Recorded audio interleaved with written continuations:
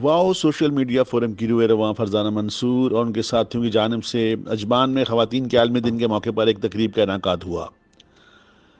تقریب میں قونصل جنرل آف پاکستان حسن افضل خان نے بما اہلیہ شرکت کی۔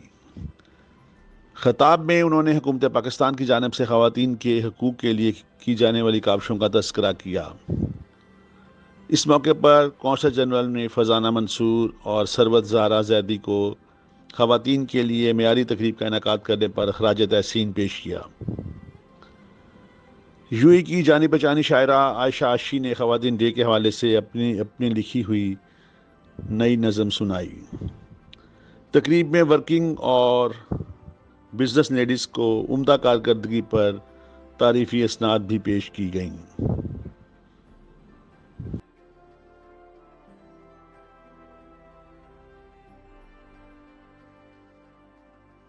کیمرہ مین اور ساتھی رپورٹر ٹیم کے ساتھ ارشد محمود رانا، امارات نیوز، دبئی، متحدہ عرب امارات۔